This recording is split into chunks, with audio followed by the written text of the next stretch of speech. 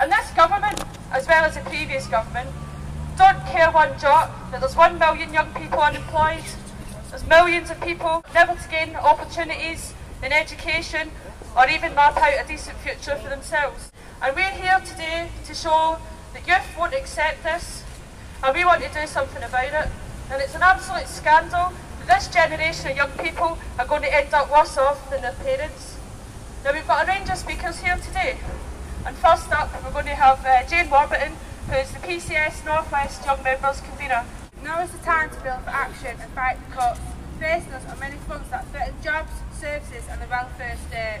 By strengthening links with other unions such as Unison and forging links with community groups, we will persuade the public that these cuts are not democratically legitimate.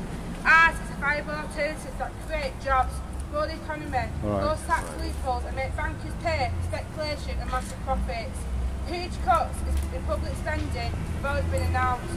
Further draconian measures are expected on the 20th of October when the government announced its spending review, for which departments have been asked to put forward proposals of up to 40% cuts. This could lead to tens of thousands of public services jobs coming under more threat. Rather than slashing jobs on the cheap, government should be working towards making the tax gap smaller. Currently, the tax gap in the UK is likely to exceed 120 billion. This mainly due to tax loss to tax avoidance and tax loss to tax evasion. So how's the impact on young workers? These cuts will have a devastating effect on young workers. Currently, 18 to 24-year-olds account for 40% of the 2.5 million unemployed. Youth unemployment rate is currently running at 947,000, and the proposed cuts could push the figure over the 1 million mark, making it even harder for young people to find work. Many young workers that have recently joined the civil service have just left university and have large debts to repay. Many are still living with parents, unable to afford their own homes due to low income, and a significant portion have already had no choice but to take on temporary employment as the financial recession drives up the cost of living. Young members feel threatened that the employer is looking to cut jobs on reduced terms and have already raised their concerns. They fear that those with short length of service will push to go, as it would be cheaper to get rid of someone with 2 years service than someone with 20. The cuts proposed by the condemned government will impact so many people that everyone will know somebody who has been affected, and it is essential that you make your local MP aware. As much as the union can and will try to protect your jobs, individuals must show support and get involved. PCS calls for the government to collect the tax that is owed, and employed people can do this.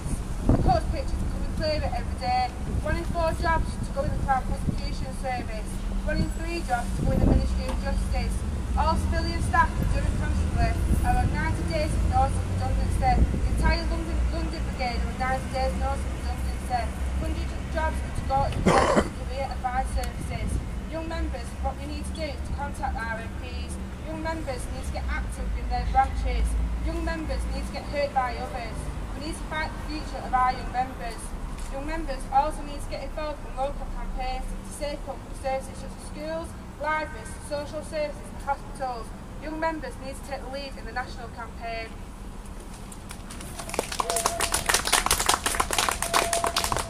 Okay, we've now got a speaker who's been active in the trade union movement for a while, and is part of a campaign in fighting leadership at PCS. It's Emily Kelly from the National Executive Committee. Thank you very much. And yes, I have been involved in the trade union movement for over 23 years, but today I want to talk to you about how to involve young workers in trade unions. A PCS, Public and Commercial Services Union, has a vibrant network of young workers and conveners across the country. And we have a Young Members Forum that gives vital information on our campaigns, that feeds into our campaigns, issues that affect young workers in particular. Now obviously my youth was the 1970s and the 80s, and obviously that was punk rock, anarchy in the UK, there was a miners' strike, power cuts, food shortages. We were able to look at the landscape at the time and appreciate the protests that were going on by other people. And today we're going to find that the youth find they're in exactly the same position as I was in the 80s. Obviously we had Thatcher then, and we had the anti-poll tax. And that brought down that government, the fact that she refused to back down on the poll tax. And the Conservative government had to stand down. And I think this fight that we have over our cuts will be exactly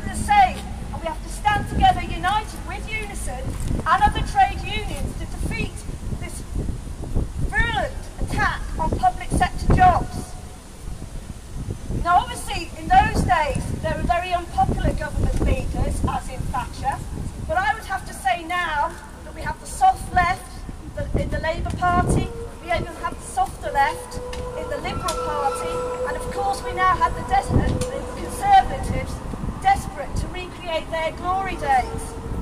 All white, middle-class, middle-aged men. What an example does that set to young people?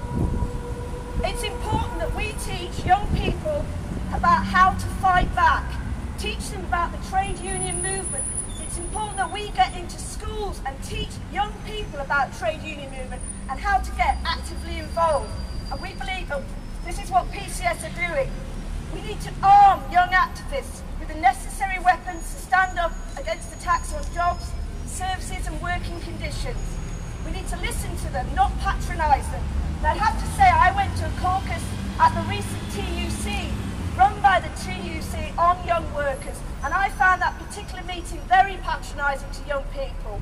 This is not about Facebook and YouTube. This is about getting young people active at this level, going out, reaching out to them, talking to them.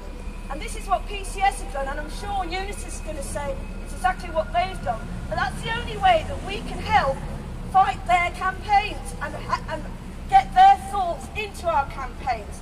In the end, I've got my two sons here. I'm worried about what future they have. Currently they're in school, but exactly what have they got to look forward to when they leave school? Are there any jobs out there? I would say in the Northwest, these public sector cuts are going to hit harder. And I don't think they have a future anymore. And I think we need to teach them that exactly how they're going to confront that and how they can build unity to fight those cuts and to have a job at the end of all that time. Now, PCS is a union that is independent and not affiliated to the Labour Party, and I want to make that very clear today. We actually have a campaign currently going ahead where we're considering supporting trade unionists for candidates in local elections. Now, that is being done through the membership, and there's a lot of consultation going on.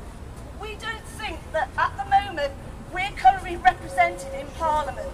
And you'd have to go down to Parliament to understand exactly how that plays out. I can only think of one MP who supports PCS in Parliament at the moment. And even then, he's still in the Labour Party. So I want you to go back and question who is actually standing up for you in government. And if not, how do we confront the issues that we want talked about in Parliament if we can't find candidates that support us? I'd just like to take this opportunity finally to thank Jane Warburton. Jane Warburton is a Northwest PCS young worker, and she's done a tremendous amount of work for this today. And this, I think Jane is an example to young people and young workers how they can get actively involved in the union and get fighting from the ground upwards. Thank you very much.